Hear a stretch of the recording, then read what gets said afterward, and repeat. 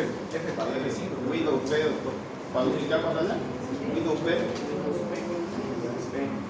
Ahora dele ahí la función que quiere.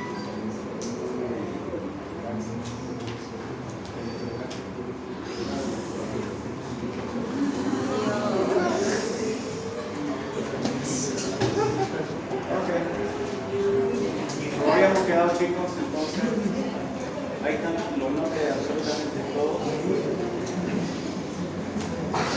La persona que salga es un tema del azar. Va a pasar a hablar del primer tema, que es esa de notatías. Y ya saben, ¿no? ¿Quieren por un punto sobre su nota final o menos un punto sobre su nota final? Un punto sobre más uno o sobre el parcial.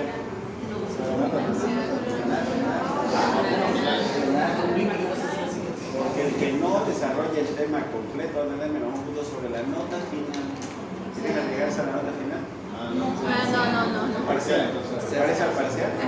Parcial. Levanten la mano para que sea parcial. Ya.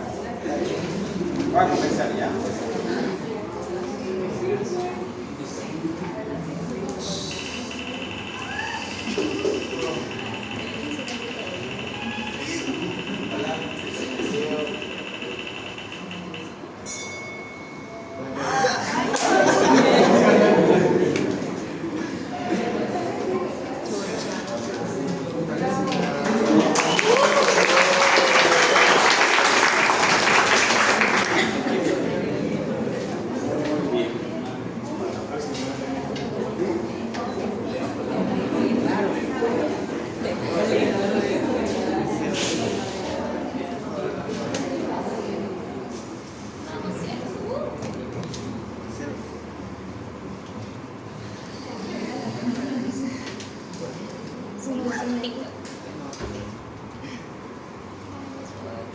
¿De qué grupo es usted?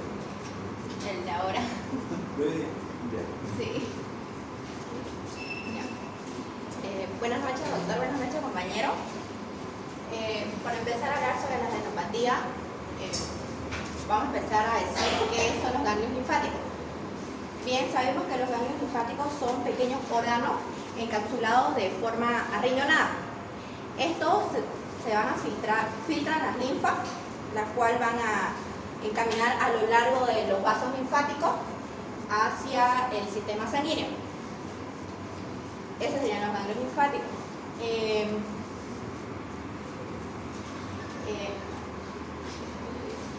Existen dos vasos linfáticos, dos tipos de vasos linfáticos, los vasos linfáticos aferentes y los vasos linfáticos eferentes. Ahora, ¿cuáles son estos vasos linfáticos aferentes?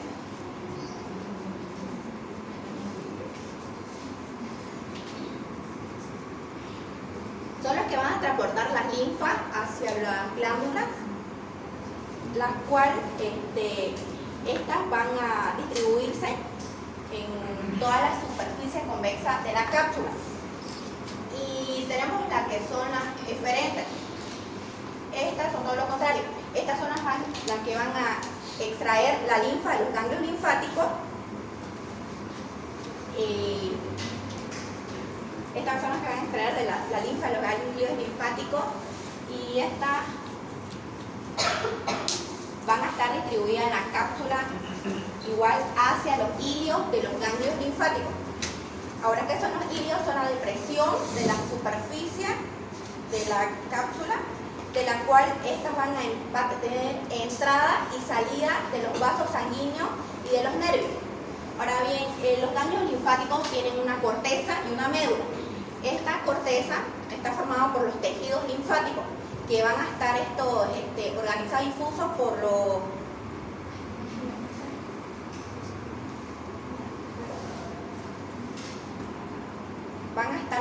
y difusos por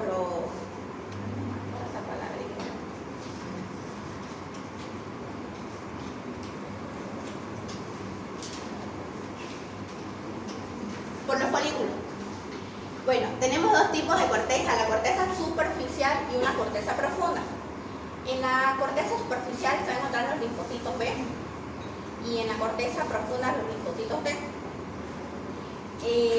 Luego está en la médula de los ganglios linfáticos. En la médula podemos encontrar los cordones medular y los senos medulares.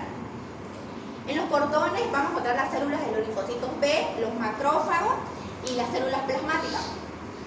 Y en los senos medular son espacios vacíos en el cual se van a transportar la linfa hacia los hilios de los ganglios linfáticos.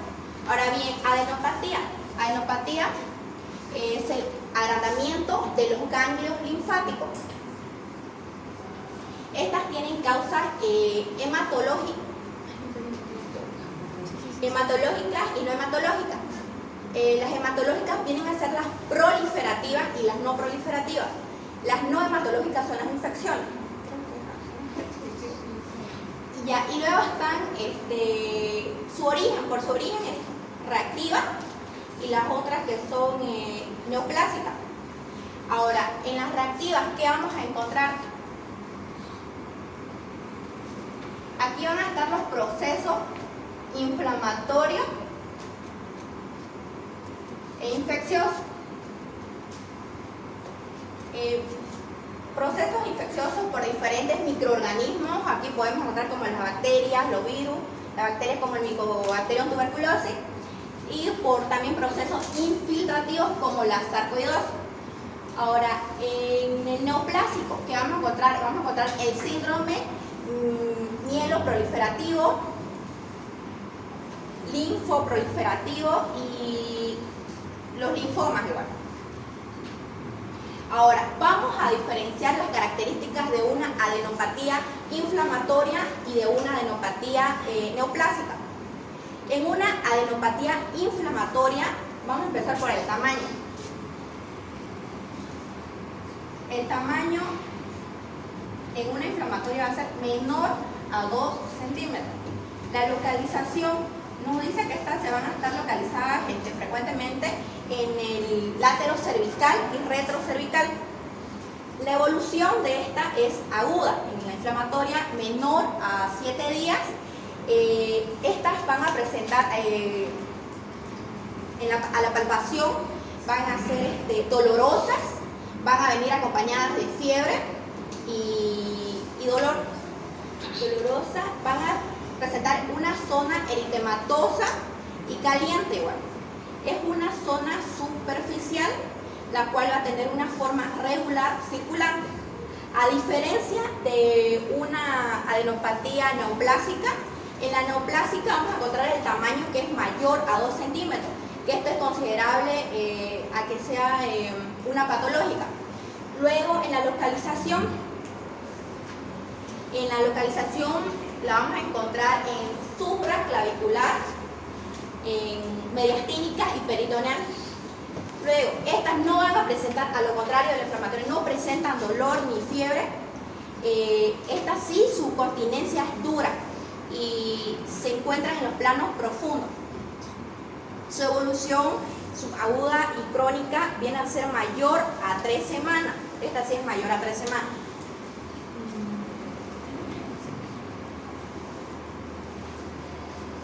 Eso sería. Va bien, falta.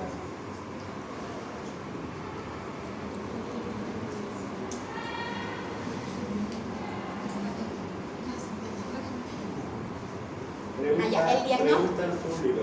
¿Podrían, si les tomo un examen de adenopatía, responder adecuadamente? Sí. ¿Ah? Sí. ¿Seguro? Sí. Si les hago una pregunta en este momento, ¿podrían responder? ¿Sí? Sí. Voy a hacer una pregunta al azar. Igual, más un punto y menos un punto. ¿Está listo? Me están diciendo que sí. ¿Ah? ¿Falta complementar algo? El diagnóstico. ¿Ah? Sí. ¿Falta? Sí. ¿Sí? Sí. Entonces le damos medio punto y llamamos a otra persona. ¿Parece? Sí. ¿Quieres seguir? Sí. ¿Quieres seguir? Sí. ¿Está bien? Bueno, estábamos en el diagnóstico. Va a haber una anamnesis, una exploración física y pruebas complementarias. En la anamnesis tenemos que saber bien la edad del paciente. Por ejemplo, si este es niño, podemos saber que es un proceso inflamatorio porque es una forma repentina, y si también presenta con dolor y fiebre, un proceso infeccioso. Ahora, en la exploración física, después de haber encontrado una adenopatía, ya sea inguinal o axilar, podemos ver o explorar bien en esta parte, porque hay algunos pacientes que se les pasa y al tener alguna herida cerca o algún forúnculo. Y en las pruebas complementarias podemos completar con un hemograma completo, con las pruebas microbiológicas y pruebas de imagen como la radiografía, una tomografía Excel computarizada o una ecografía también. Ahora, hay un diagnóstico más exacto como es el PAF. ¿Lo conocen? El PAF quiere decir la punción aspirativa de aguja fina. Con aguja fina. Con aguja fina. Ahí, con aguja fina. Después,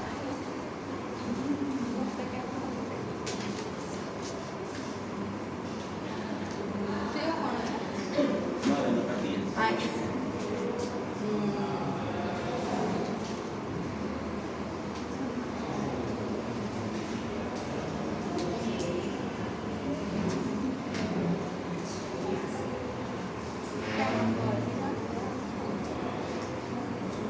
Vamos a darle un aplauso, ya lo respondí.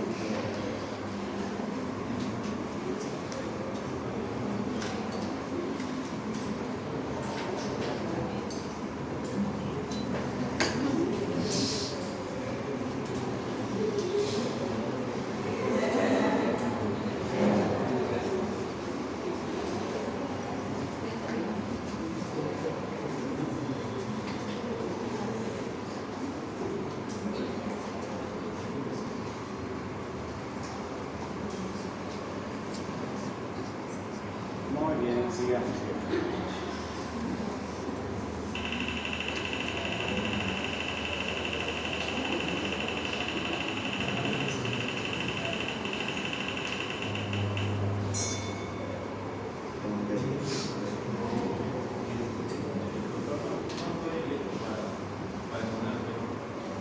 ¿Verdad? ¿De qué día es? La primera semana, el día martes.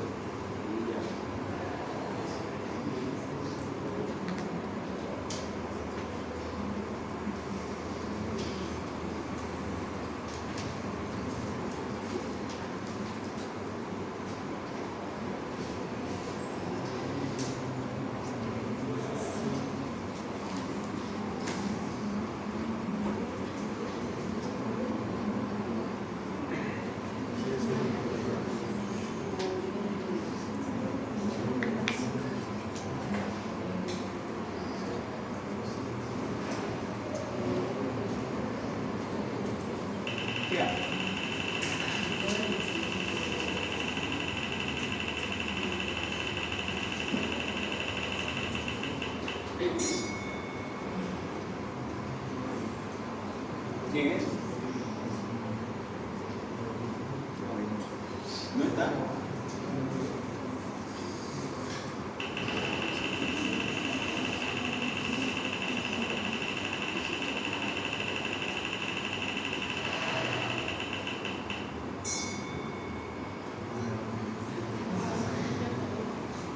¿Quién es? Tantarina.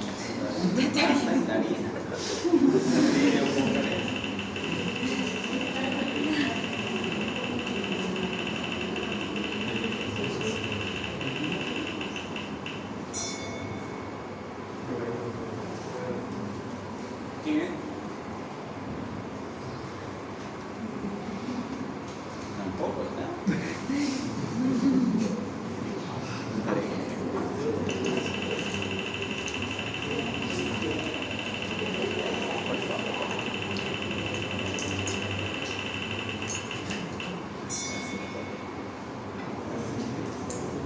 Fred, ¿quién Fred? Hola. ¿De qué día? La tercera semana de jueves. Tercera semana.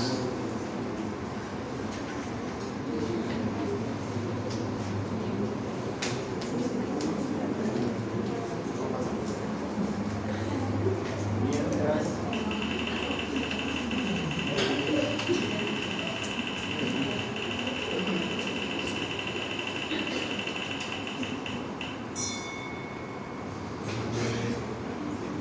Miguel Rodríguez.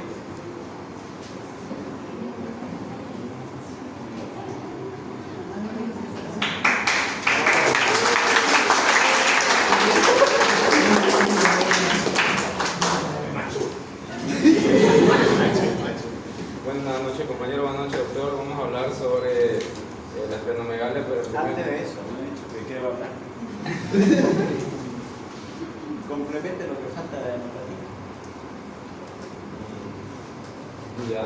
Para hacer un diagnóstico tenemos que basarnos en tres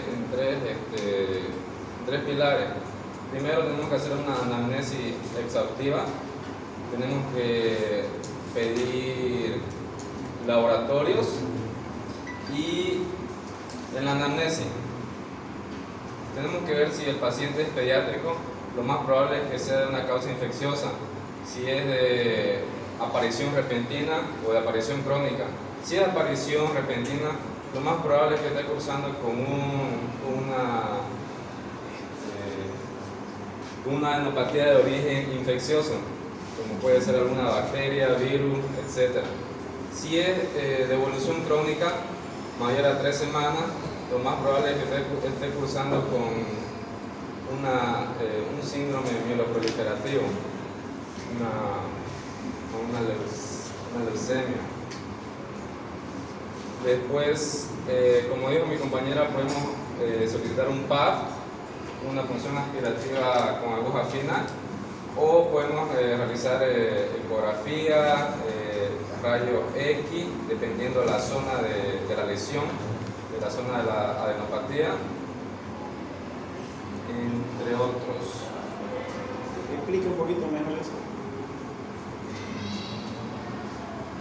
Si nosotros sospechamos de que esta lesión puede ser maligna, si está indurada, no tiene signos de inflamación, dolor, fiebre, para un diagnóstico más certero podemos apoyarnos en estas pruebas imagenológicas, porque es claro la diferencia del inflamatorio. Va a haber edema, enrojecimiento y dolor a la palpación y obviamente fiebre.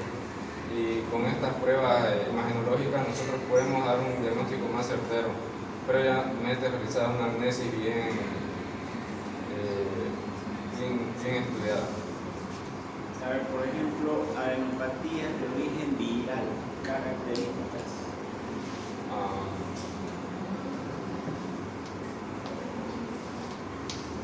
Son mayormente de origen de aparición brusca,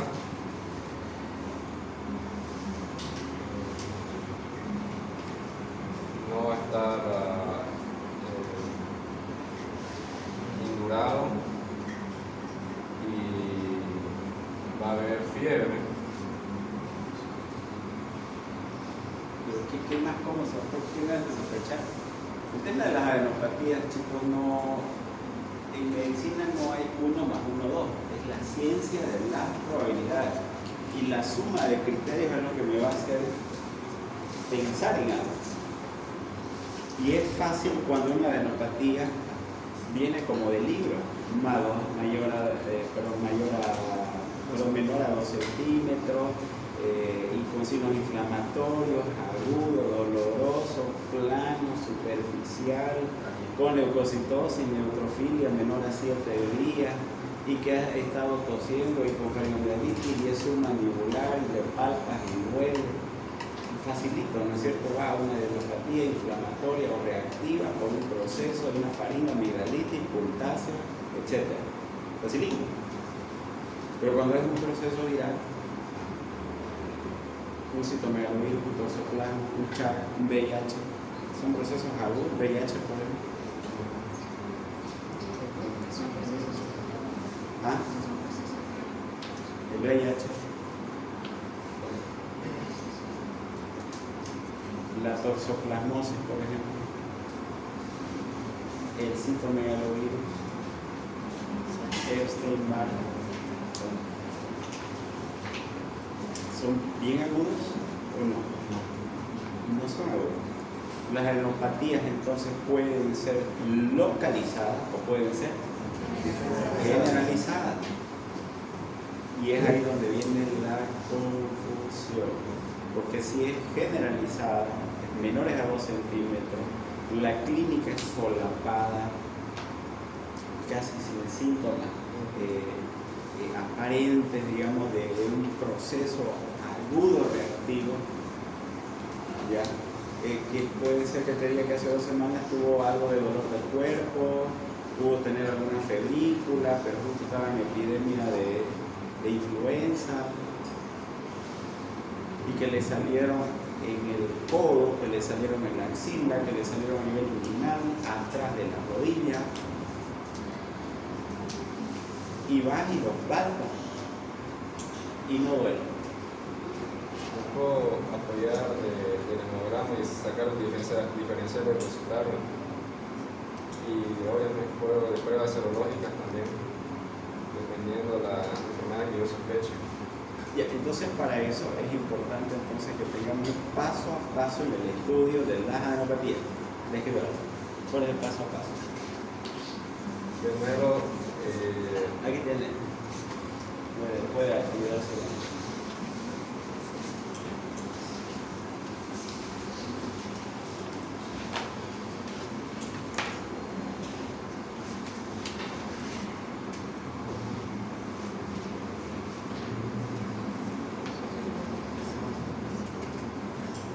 Igual que las anemias, ¿no? Paso 1, paso 2.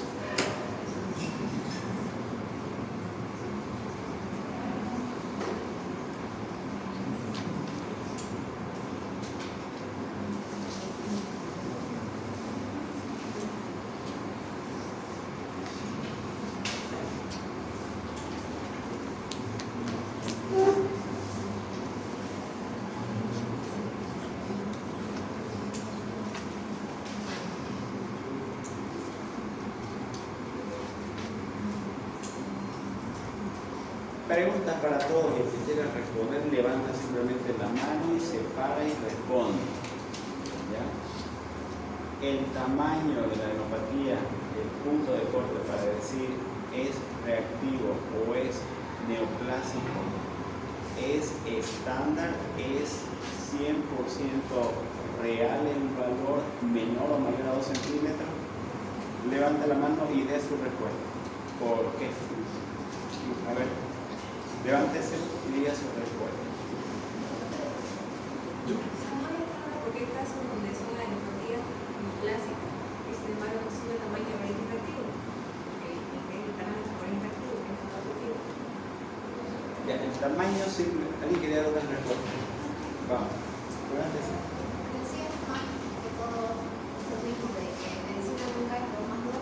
Hay casos y hay casos. Hay casos que, por ejemplo, de origen reactivo puede ser mayor a 2 o no en un, digamos, de origen neoplásico. Entonces, puede variar. Esa es la Puede variar.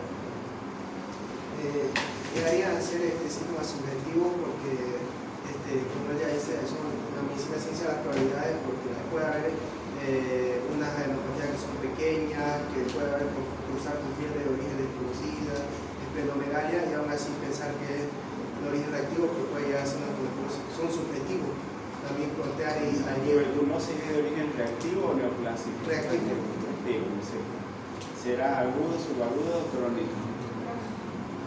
Crónico. Entonces, ¿no es cierto? Hay reactivos que son agudos, subagudos y crónicos. El tamaño no es al 100% mandatorio como para definir entre reactivo y neoplásico. Se puede de forma muy general tomarlo como un parámetro más dentro de las características, sea de origen reactivo o neoplásico, pero no es la norma.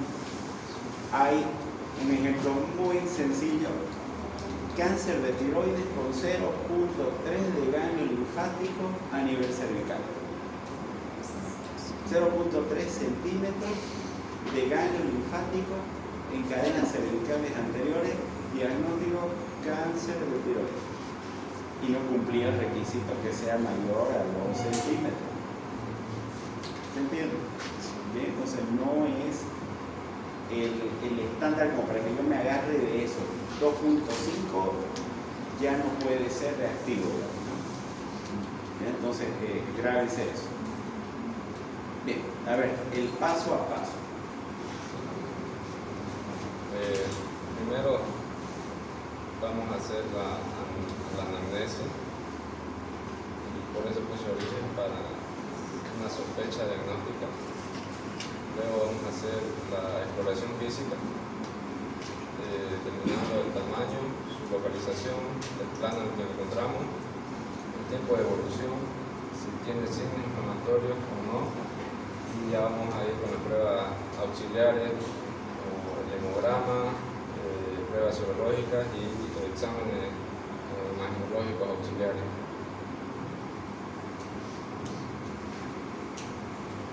De forma voluntaria, ¿alguien tiene algún otro paso a paso de una adenopatía?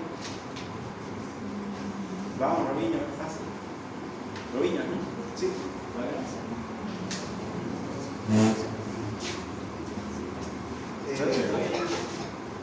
Primeramente iniciaríamos con lo que es una anamnesis para poder saber cuál Paso sería. 1, entonces, anamnesis.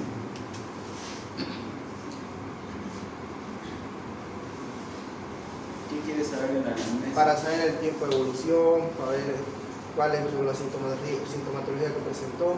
Luego avanzaríamos a la exploración física para poder ver si es el tamaño, la consistencia, si es móvil, no es móvil, si es regular, es irregular, para ver eso, si tiene signos, síntomas de inflamación o no. Luego de eso ya iríamos con las pruebas complementarias. Un momento. Lo que habíamos dicho, ¿se acuerdan en una de las clases anteriores? Aquí en anamnesis, dos cosas me interesan, ¿no? ¿Qué es? La enfermedad actual. Y ahí describen, ¿no es cierto?, el tiempo de evolución, si ha tenido otros síntomas que pueden ser inflamatorios como fiebre, dolor, etc. Y acá, antecedentes.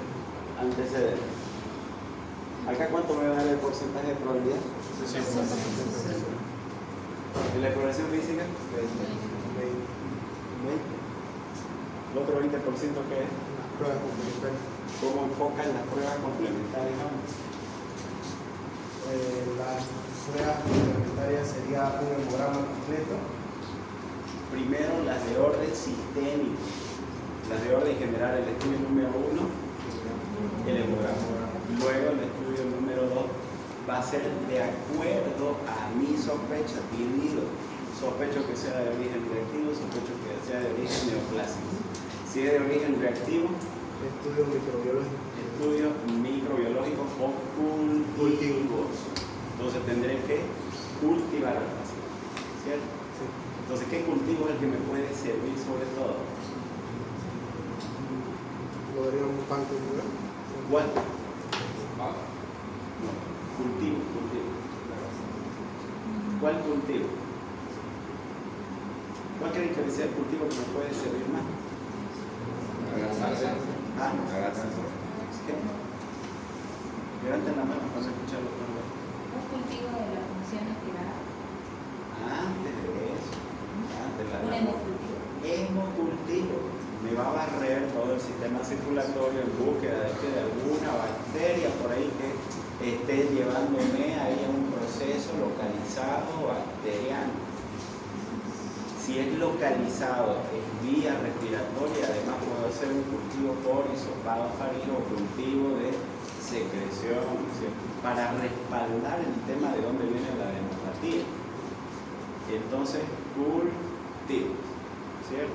Luego, Nos podríamos pedir con pruebas de imágenes para poder... estamos hablando ahí por el lado bacteriano. Estamos en el lado de los reactivos. Si me dice el paciente que ha perdido peso, era reo de la cárcel, condición de pobreza y hacinamiento, y de repente también dice de que ha estado en el mundo de la promiscuidad por muchos años. Entonces, ¿qué voy a pedir? Podríamos hacer una serología y cambiar una admisión de lienzo para ver si tiene tuberculosis. Antes de eso, todavía no hemos visto características, hay cosas importantes, localización, para tratar de identificar y de acuerdo a eso yo pueda hacer. Por ejemplo, si sospecho, en el caso que acabo de mencionar, tendría que pedir que comprueba rápida para VIH. Seguimos dentro de los de origen reactivo, pero que ya no son agudos, sino que van hacia la cronicidad. Otro que va hacia la cronicidad, que dependiendo de dónde lo encuentre, debo sospecharlo. Entonces, ¿dónde se localiza la escrófula a la que te referías?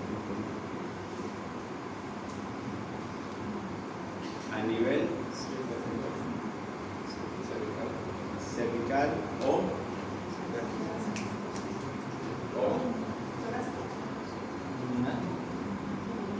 puede ser inguinal hacia la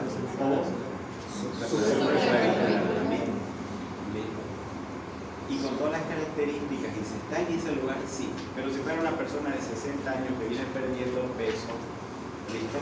Y de repente además ves de su programa que tiene anemia y es hipocrónica microcítica y tiene adenopatía supraclavicular y se queja de dolor abdominal, sobre todo en epigastrio, El vaso. podríamos sospechar en un cáncer gástrico. Entonces sería un cambio de virus. Entonces se dan cuenta, dependiendo de lo que yo vaya pensando y la clínica que me va a dirigir, la anamnesis y la exploración física me va a dirigir a las pruebas que yo vaya a hacer. Entonces ahí, muy al margen, ya yo tendré que hacer otro tipo de estudio. Tendré que hacer endoscopía digestiva, una biopsia, tendré que hacer un barrido para estadificar, tomografía tóraco, abdomen, pélvica para ver y estadificar adenopatía, a dónde que se están yendo metástasis ganglionares, etc. ¿Sí? Entonces el orden va en ese sentido. Biometría hemática, química sanguínea, cultivo, pruebas serológicas virales, y después las pruebas serológicas virales, entonces ya entro a la más profunda. Inclusive hay algunos hongos, dependiendo del caso, puedo pedir para hongos, las aspergilosis, por las micosis profundas. ¿Ya? Entonces, ese es el lineamiento en el que tienen que ir. ¿Cuánto sospecho que es de origen neoclásico? Entonces, sí, lo has hecho muy bien, Rubiño. Ahorita me pasaste a darte igual. Cuando en la anamnesis el paciente no nos menciona algún otro síntoma o signo que esté relacionado con algún proceso reactivo, si no es generalizada, como usted dijo, la anamnesis está al 60% de la hipótesis diagnóstica y los antecedentes y en la enfermedad actual. Sí, es algo más claro, en general está hablando. ¿Ya? Entonces, pienso que el origen es neoclásico porque el tiempo de evolución suele ser mayor a 1 mes, 3 meses, 6 meses, 1 año. Tendré que ver si es adherido a planos profundos, si duele o no duele, si hay signos inflamatorios, si hay pérdida de peso, compromiso del estado general. Entonces son pacientes que ya vienen con pérdida de peso, están caquéticos. Y las adenopatías habitualmente son visibles en general, ejemplo, linfoma, Hodgkin sobre todo. Vienen por lo general también arrosariado, que puede confundirse como si fuera una tuberculosis o un VIH también. ¿Sí? Entonces, en relación a las localizaciones también es importante, supraclaviculares, escalémicos, ya me hacen pensar en neoclásico. Entonces, en lo que son de origen neoclásico, tendré que solicitar estudios que sean inaccesibles a la palpación para ver la dimensión y yo seguir profundizándome hacia mi sospecha diagnóstica. Por ejemplo, un linfoma Hodgkin es mandatorio que haya granopatías a nivel mediastínico, es la norma. Entonces, tengo ganglios mayor a 2-3 centímetros y esos son de 10 centímetros, otro de 5 centímetros. A nivel axilar tengo 2, al nivel axilar izquierdo tengo otro, a nivel inguinal tengo otro. Hay pérdida de peso, no duele. Hace un año lo tiene la adenopatía. Entonces, wow, debes solicitar ya otro tipo de estudio más profundo porque la sospecha que sea algo neoclásico sí es muy elevada. ¿Sí? Entonces, ahí, cuando el origen es neoclásico, sobre todo tendré que ir a hacer una punción aspirativa con cafeína, en otro caso una biopsia. Y tendré que ver el lugar que sea estéticamente representativo y accesible. ¿Ya? Si tengo enopatías a nivel cervical y a nivel inguinal y son del mismo tamaño, ¿en cuál de los dos lugares preferiré hacer una biopsia? Inguinal. ¿Cierto? Perfecto. ¿Ya? ¿Alguna pregunta que tenga? Sencilla la enopatía, ¿cierto? Creo que está bien. Está muy bien. Otra cosa es aquí adelante, ¿no? Entonces, y lo que están pasando lo están haciendo muy bien. Ariel Jesús Rodríguez, ¿no es cierto? ¿Y de qué día? Lunes, de célula semana.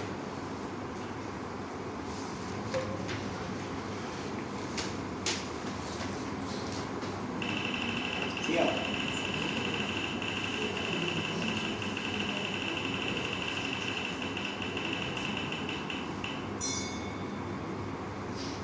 Dorado. Glenda. ¿Quién es Glenda? ¿Quién es Glenda?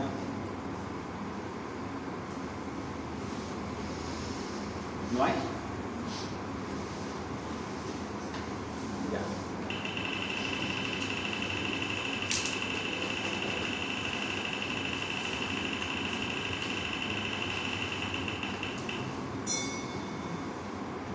Huasco Sai de Teima. ¿Quién es?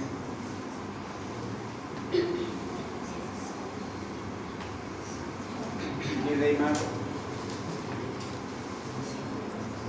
Veo como 80 acá y no.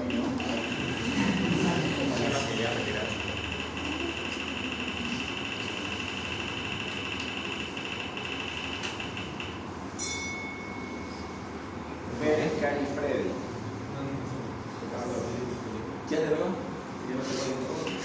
Dos veces no van a salir.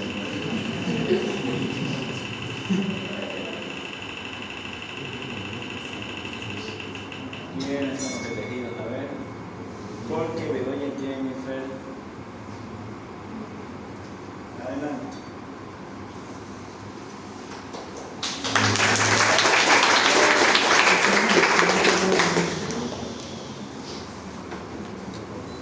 Ahora sí pueden hablar ya de esplenomegalia.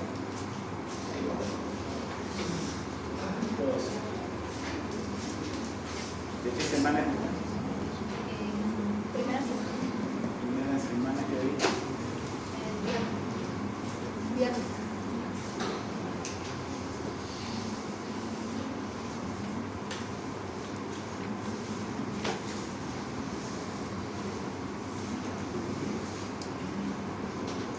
Semana. Comienza. La anomegalia viene siendo el aumento del tamaño del vaso. Esto se dice que es esplenomegalia cuando aumenta 2 o 3 veces más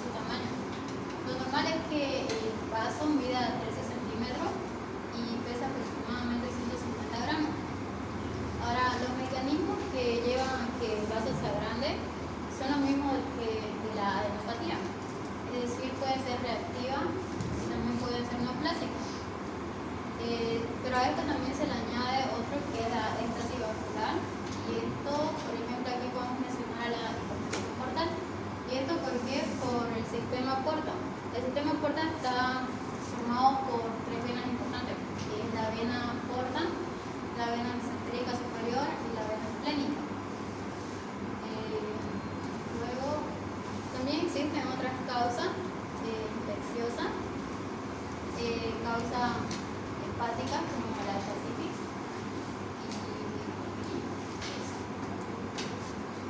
Sí, sí. No sé qué más. ¿No? Bueno. Va a valer mal de su participación en su valentía por seguir aquí adelante.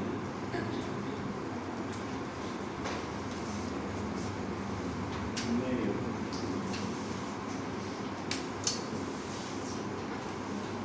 A ver, vamos a ver quién va a complementar. Ya está bien, ya te gracias.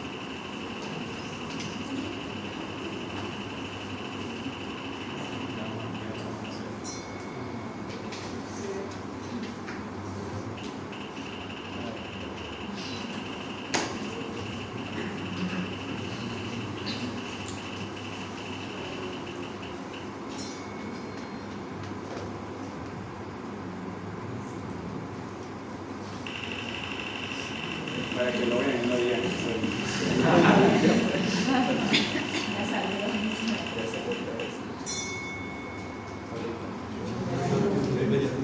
Don Darío.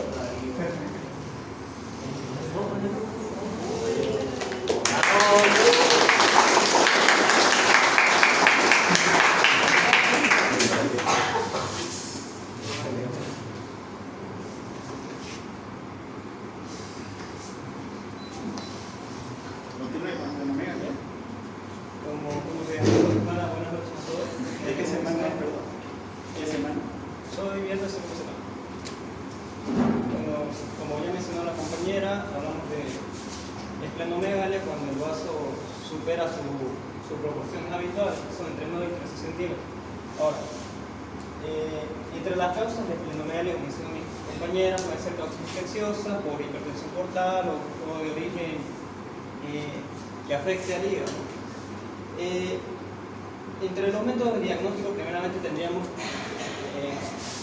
ciertos pasos, ¿no? Como la anamnesis. Podríamos observar simplemente por la inspección, podemos ver una deformidad, una anormalidad en la simetría a nivel del epigastrio del hipocondrio izquierdo. Ahora, ¿qué maniobras podríamos hacer? Podríamos realizar maniobras, esta es una de las pocas patologías que podemos realizar al lado izquierdo, ¿no? Podemos palpar el vaso en qué situaciones, cuando supera su volumen o su tamaño de 2 a 3 veces. Después en la exploración, bueno, eso sería la exploración física, ¿no? En las pruebas complementarias podríamos observar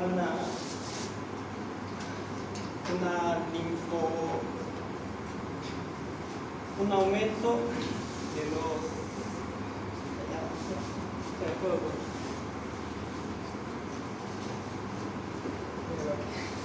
¿Todo lo que es? Nada más.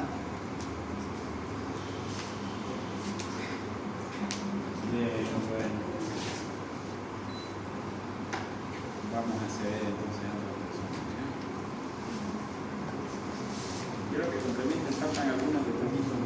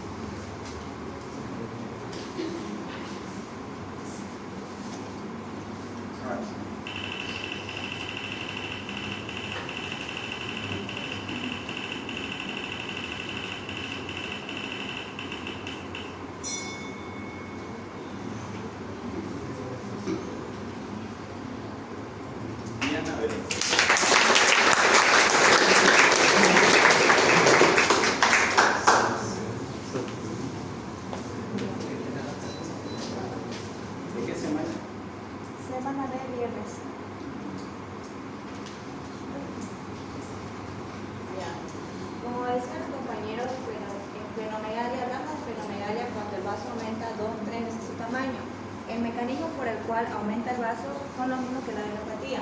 ¿Por qué? Porque el vaso es un órgano linfoide, pero a esto le agregamos la éstasis vascular por hipertensión portal o por una actividad hematopoietica extramedular. ¿Por qué? Porque las funciones del vaso son 5: hematopoiesis, hematotraperesis, inmunitario, aclaramiento que se da por el sistema mononuclear fagocítico. Esos serían los mecanismos. Dentro de las causas podemos tener hepáticas, infecciosas, hemáticas y misceláneas. Dentro de las infecciosas podemos tener fiebre tifoidea, tuberculosis, mononucleosis. Dentro de las hepáticas podemos tener hepatopatías agudas crónicas como hepatitis, alcoholismo o cirrosis. Dentro de las hematológicas podemos tener los diferentes síndromes que hemos escuchado: síndrome mieloproliferativo y linfoproliferativo. Y dentro de las misceláneas tenemos lo que es la colagenosis y la colagenosis. Ahora, dentro del vaso hay que tener ciertas enfermedades donde sí se ve un gran tamaño, como lo es en el paludismo o en la enfermedad de Salazar.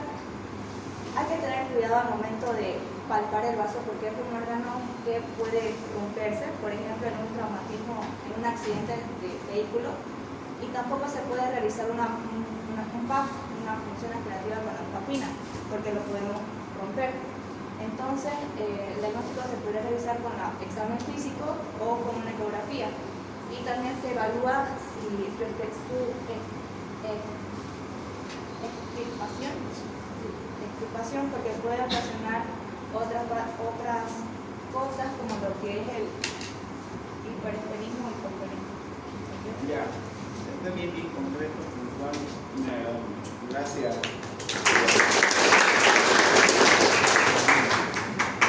Muy bien. Entonces se dan cuenta, muchas veces cuando se habla de estos temas está muy relacionado a la adenopatía con el esplenomegalia.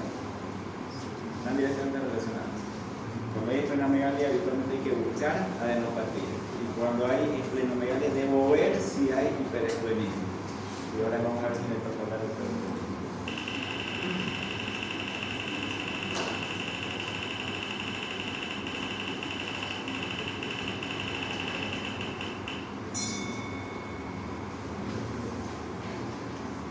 ¿Quién es? Yo. Aplausos.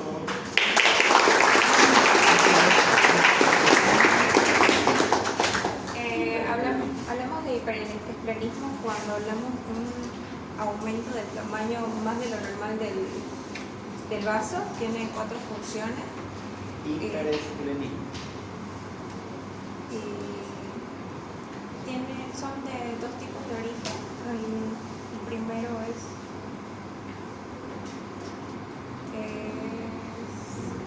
el segundo es de origen secundario a alguna infección o alguna enfermedad, como por ejemplo ¿Pero qué es hiperesplenismo? Falta de conceptos.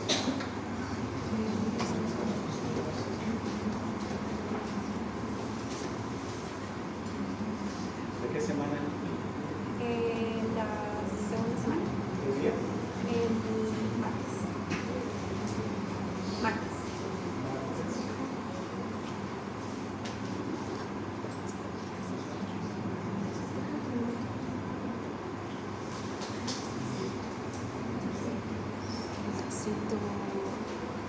Ya, bueno, vamos a ver.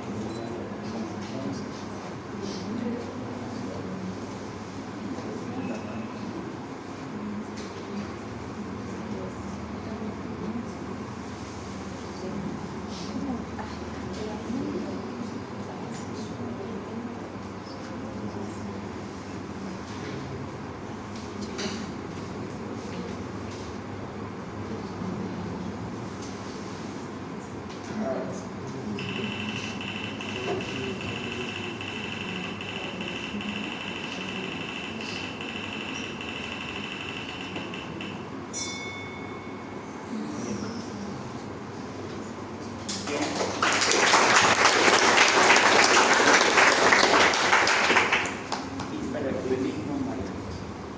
¿De qué semana? Segunda semana, martes. Martes. Para hablar de lo que es hiperesplenismo tenemos que conocer la diferencia diferencia de lo que es esplenomegalia. En esplenomegalia hablamos sobre lo que es el aumento del tamaño del vaso. En hiperesplenismo lo que vemos es el aumento de esta función del vaso. Como tenemos la hematocateresis, entonces, por ejemplo, esta función se aumenta y la destrucción sanguínea va aumentando y va destruyendo por demás, que nos puede llevar a un síndrome de hiperesplenismo. En esto podemos ver citopenia, y podemos tener lo que es la médula ósea o hiperplasia de esta, porque la médula ósea trata de compensar lo que es esta dificultad en las funciones, este aumento de las funciones del vaso. Después tenemos lo que es la regulación de la citopenia en la esplenectomía, ya que muchas veces cuando realizamos la esplenectomía esto se compensa. Entonces aquí tenemos dos diferentes formas de que se pueda dar el hiperesplenismo, que son primarias, que no hay una causa aparente, o pueden ser secundarias, que hay causas aparentes como ser trombosis, o pueden haber otras enfermedades que nos desencadenen. Para finalizar, es cortito el tema del hiperesplenismo. ¿Cuáles son las cuatro características que tiene que tener el hiperesplenismo? Ahí las dijo muy salteadas, pero tiene que mencionarlas claramente. Estas son las cuatro. Sí, la citopenia periférica. Antes de eso, era discutido, y eso fue el tema que discutimos incluso en el hospital con los colegas. Un hiperesplenismo tiene que tener esplenomegalia, sí o no. Punto número 1, tiene que haber esplenomegalia. Entonces, hay esplenomegalia. Segundo, la citopenia. Citopenia periférica. Entonces, ¿por qué hay citopenia periférica? Porque hay un aumento, ya que hay una destrucción excesiva de la... ¿Qué más aparte de destrucción? Secuestro. Sobre todo, ¿de qué elemento celular? De plaquetas. ¿No es cierto? Entonces se acompaña de citopenia periférica, sobre todo de plaquetopenia. Tercero, la médula ósea. ¿qué hay en la médula ósea? Puede estar tratando de regular lo que es la presión. ¿Qué hay en la médula ósea? Hiperplasia celular. Y cuarto, la esplenectomía, que es la citopenia que se puede regular después de la esplenectomía. perfecto. Las cuatro características de un hiperesplenismo. Pregunta para el que quiera responder. ¿Qué se llama la combinación de citopenia periférica con esplenomegalia y artritis reumatoidea? Y el síndrome triada de Felter. Triada de Felter. No me dejaron terminar, iba a decir nada, pero como se adelantaron a YouTube, está muy bien que eso. Triada de Felter.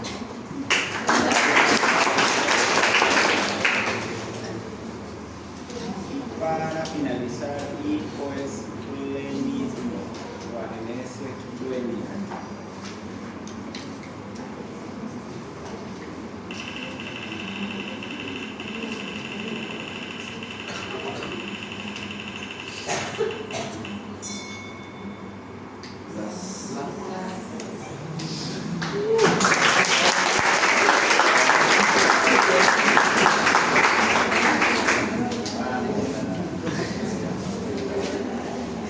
Buenas noches, doctor. Buenas noches, compañero.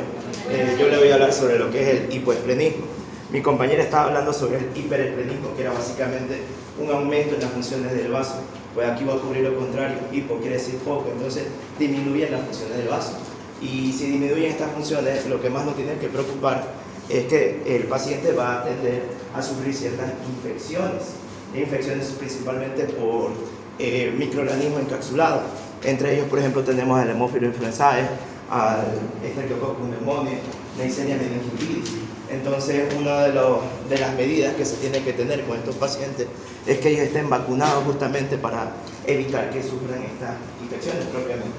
Sus causas pueden ser una agenesia de repente del vaso, pueden ser reactivas, puede ser por una anemia falciforme, ¿ya? Y bueno, eso básicamente sería, doctor.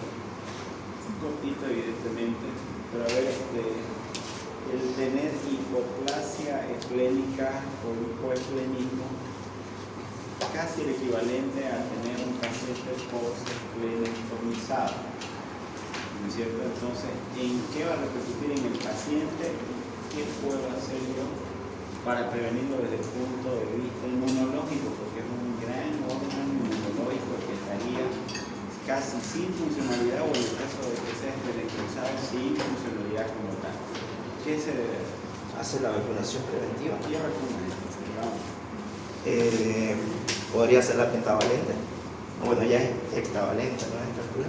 Vacunas específicas. A ver. Voy a ver.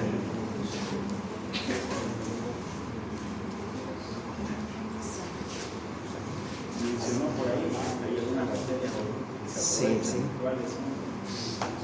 O sea, para el serotipo B de la Haemophilus influenzae, que causa meningitis, para el Streptococcus pneumoniae, que causa neumonía. Ya, entonces hay que vacunarlo contra él. Neumo. ¿Qué más? Contra el meningococo también. Meningococo. ¿Qué más? Contra el Haemophilus influenzae. Haemophilus influenzae. Principalmente tiene que ver con esos tres, ¿no es cierto? Ya que si no, estos pacientes post-remiconizados tienen más tendencia a tener qué tipo de procesos infecciosos. Tipo sepsis. Procesos sépticos. ¿Por qué tipo de bacterias? Por encapsuladas. Gram negativas e encapsuladas. ¿Cierto? Muy bien, jóvenes.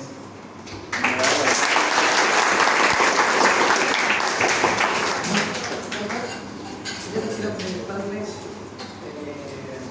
¿por qué no hace más frecuente al paciente a desarrollar coagulación intravascular diseminada?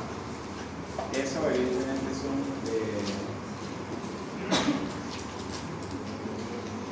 en los pacientes con escleroticizados, ¿no es cierto? ¿Cierto? Bien, vamos a descubrir a ver cómo nos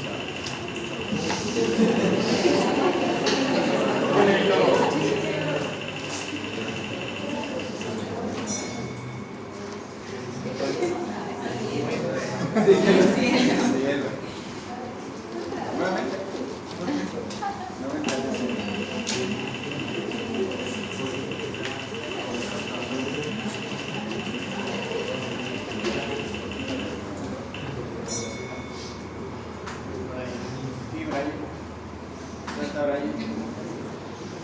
Brian, levante la mano.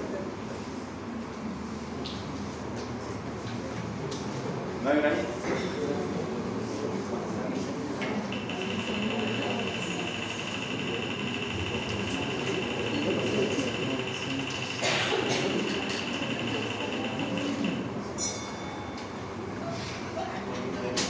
Angela.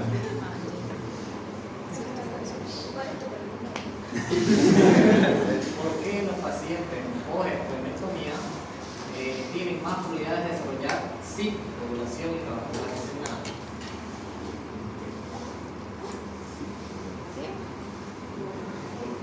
A veces, digamos, el vaso, que es uno de los órganos básicos del cual se encarga del sistema de defensa, al ver el compañero con su pregunta de la sangre,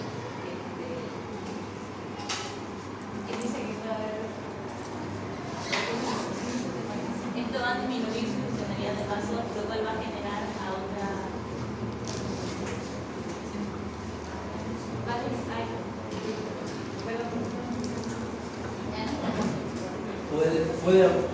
¿El hipoesplenismo puede causar alguna alteración en el sistema anticoagulante y coagulante? Yo se la respondo a cualquiera. Para que no sigan con una cabeza. Era porque el vaso es el encargado de almacenar las plaquetas entre el 20 al 30%, y al no haber vaso, entonces no hay una masa y hay un mayor número de plaquetas vivas. ¿Alguien más quería hablar? A ver, dígame. Al haber una ausencia de lo que es el vasonagenismo, entonces podría ser por una producción excesiva de lo que es la trombina y la fibrina, que estas son producidas por el hígado, gracias a lo que es la trombina y el fibrinógeno, podría ser, y se activa todo lo que es la cascada de la coagulación. No nos olvidemos que cuando hay coagulación intravascular diseminada, hay dos variantes que bien pueden confirmar los trombóticos con fenómenos hemorrágicos, pueden ser cualquiera de las dos. Y entonces no se pasen queriendo detectar qué fue lo que activó el sistema de la coagulación. La pregunta es por qué la bacteria, qué tiene la bacteria con el vaso para que pueda ser más frecuente en ocasionar procesos sépticos graves en realidad. Cualquier tipo de infección grave puede terminar en un proceso de una coagulación intraocular diseminada igual. Pero esto lo hacen las bacterias encapsuladas gram negativas, que suelen ser más frecuentes. ¿Quería opinar por allá atrás? Doctor, al haber una sepsis, que es un proceso inflamatorio más grave, todo el cuerpo va a estar inflamado, va a haber un desequilibrio en la corriente circulatoria y va a haber turbulencia y puede generar mucho coágulo. ¿Más querías hablar? Sí, doctor, yo creo que iría relacionado al extirpar el vaso, más bien preponería no hay infecciones por la bacteria anteriormente mencionada, que podrían llevar a un proceso séptico, y el proceso séptico con las principales complicaciones es una población. La pregunta que hace él es, el paciente que tiene el vaso por la misma bacteria no suele ocasionar en la misma frecuencia sí que cuando ya no lo tiene, ¿cierto? Tratará más o menos un poco la respuesta. ¿Cuál es tu respuesta? Según yo había investigado, me comentaban por un lado el origen etiológico es justamente la bacteria, pero se agrega porque no es que la coagulación intravascular empiece y ya trombosó todas las arterias, sino que empieza como microagregados plaquetarios que circulan, y esos microagregados son captados por el vaso antes de que formen trombo completo. Entonces, el vaso, aparte de fungir como sistema inmunológico impidiendo la diseminación de las infecciones por ARN negativo encapsulado, también evita que los microagregados plaquetarios se formen como trombos completos. ¿Por qué hay mayor tendencia a la lesión plaquetaria en estos pacientes en todo caso? Porque al inflamarse la interleucina, creo que la 1, activa la cachada de la coagulación por la vía extrínseca. A ver, cuando hay coagulación intraocular diseminada, el circuito es primero hemostasia primaria, luego hemostasia secundaria, parte con alteraciones de la plaqueta, luego se altera el tiempo para que tú protrombina, luego el tiempo para hacer tromboclatina y de último el fibrinogen. Ese es el orden, o sea, todo está totalmente alterado, toda la coagulación, hemostasia primaria y secundaria. Pero ¿qué pasa en la plaqueta? Porque hay mecanismos físicos y mecanismos químicos que están dentro del endotelio vascular y dentro de las plaquetas. Normalmente una plaqueta con el endotelio que no está lesionado no tiene por qué unirse, porque son físicamente cargados electronegativamente. Entonces cargas iguales se repelan. Entonces por eso es que no se sienta. Pero cuando hay una lesión en el endotelio, entonces se pierde la electronegatividad y ahí es donde se comienza a adherir la plaqueta al endotelio y comienza a desarrollar todo el proceso de la hemostasia. ¿Qué es lo que pasa con la hemostasia? En las plaquetas.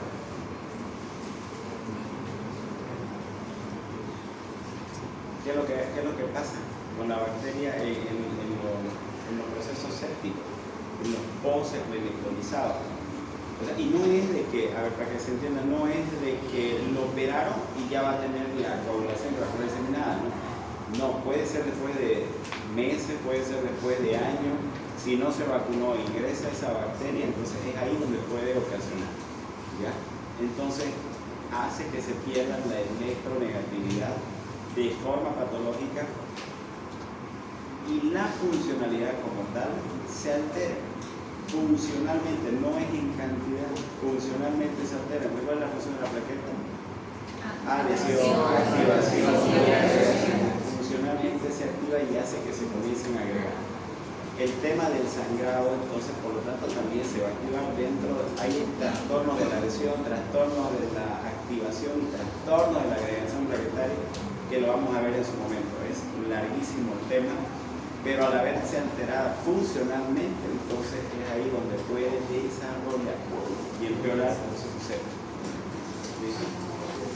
Bien, chicos, me agradó la dinámica. Dios los bendiga. Por favor, les pido. Esta es una dinámica que fue avisada.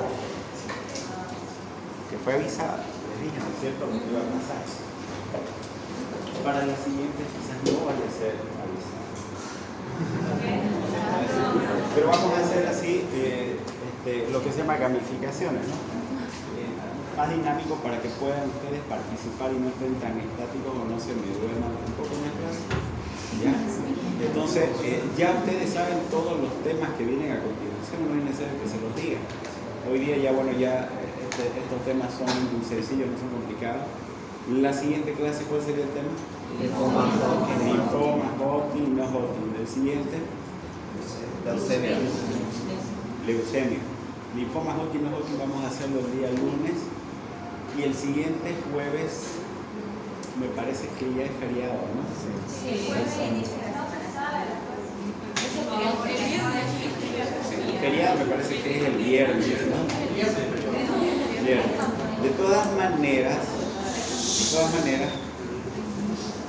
para el día lunes vamos a comenzar. Yo voy a estar unos 15-20 minutos antes, vamos a comenzar para ver si podemos adelantar algo por si no hubiese jueves clase. ¿Listo? A las 7:30 por ahí. No, el lunes 8 menos cuarto, ¿no es cierto? La clase